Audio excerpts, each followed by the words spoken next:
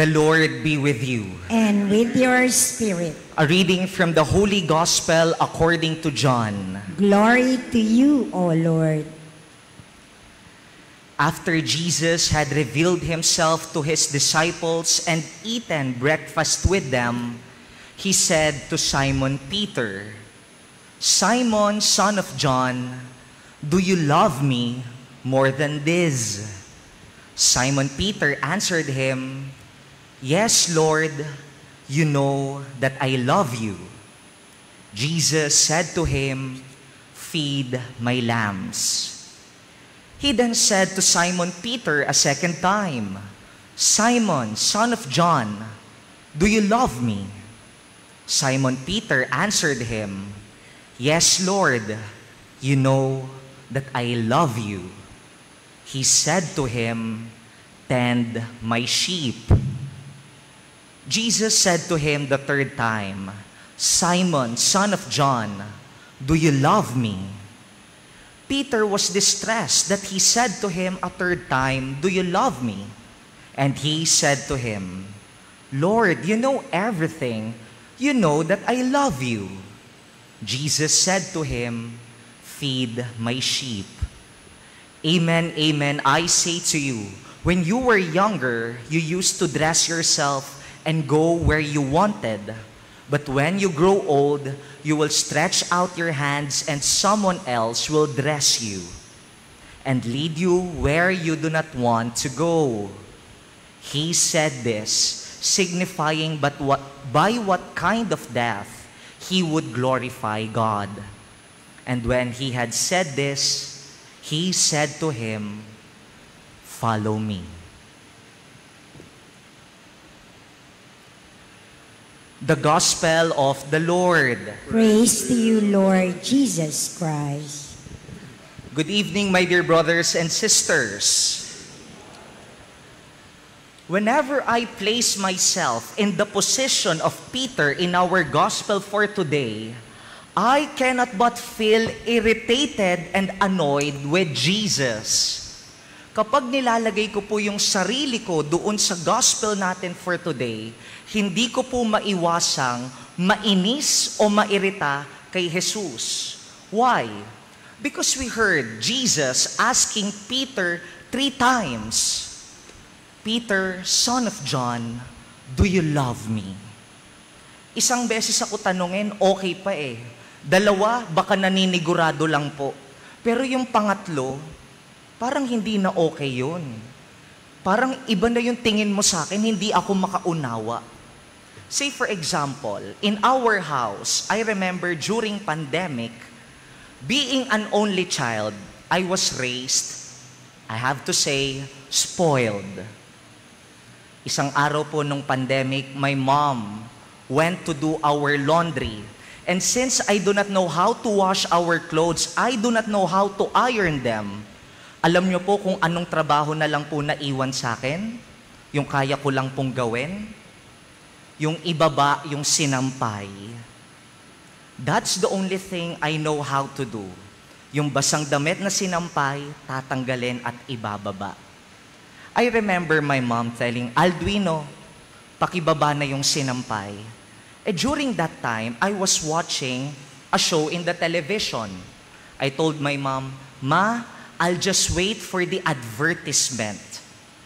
Maya-maya, nakita niya, hindi pa rin po nakababa yung sinampay. "Alduino, pakibaba na yung sinampay." "Ma, wait lang. Iintayin ko lang yung commercial."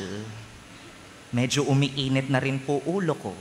Kasi gagawin ko naman, iintayin ko lang mag-advertisement.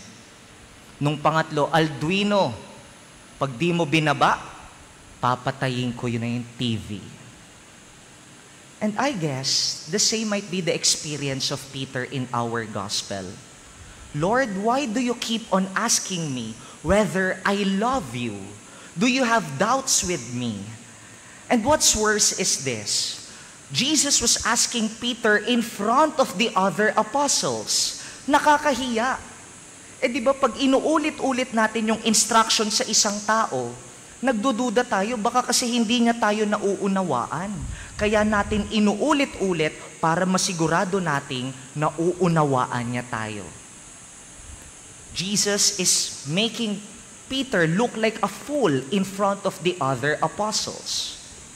However, mind you this, my dear brothers and sisters.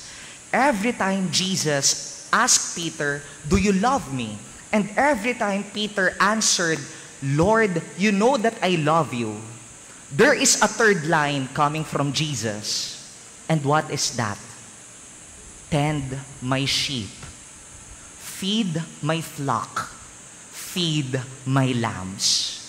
And what is this telling us? That for those people who keep on saying, "I love you, Jesus," there is always a mission that entails with you telling Jesus, "I love you." That for those people who love Jesus, you have a mission to love whom Jesus loves. Hindi po pwedeng mahal mo si Jesus, pero hindi mo mahal yung mga taong nakapaligid sa'yo. Otherwise, your prayers, "Lord, I love you," but when you go out of the chapel and you neglect the needs of your family members or your neighbor, your "I love you" in this chapel becomes a mere lip service, empty platitudes. You love Him, but you cannot love the people around you, then your loving with Him becomes empty. Remember that, my dear brothers and sisters. That is why, in the gospel, Jesus asked Peter 3 times not to ascertain whether Jesus loves him. No. He knows that Peter loves him already. What Jesus makes sure in the 3 times that he asked Peter, Jesus is making sure that, "Peter, if you love me, you must not forget the flock whom I will entrust to you." Sinisigurado ni Jesus na yung pagmamahal sa kanya ni Pedro, maipapasa niya sa mga iiwan niyang mga tao. In the same way, I invite you, my dear brothers and sisters, please, kindly translate your "I love you" inside this chapel. Kindly translate your "I love you, Jesus" to the people you encounter every day, most especially your family. Many times people are approaching me, "Father, may problema kami sa pamilya. Father, magkakapamilya kami. We're going to courts just to settle our affairs." That's painful. That's why you cannot love Jesus without loving your neighbor. I wish to leave you with this. There is also another gospel passage wherein Jesus is telling His people, "Remember, what you do to the least of my brethren, you do also unto me." Kung anong ginagawa mo sa iba, ginagawa mo rin sa akin. In the same manner, if you do not love them, then you do not love Jesus as well. Because Jesus is truly alive in other people. Again, my dear brothers and sisters, the 3 times that Jesus asked Peter, it's not to ascertain whether Peter truly loves him. No. Jesus is already assured that Peter is a loyal and sincere servant. What Jesus makes sure of Peter, that when he ascends into heaven, Peter will translate his "I love you, Jesus" to "I love you" to other people. In the same way, I invite you, if you are telling Jesus in this Mass, in your prayers, "Lord, thank you for everything, I love you," make sure to let other people beyond the walls of this chapel feel that love coming from you. I leave you with this. A person who loves Jesus has a mission to love whom Jesus loves. Amen.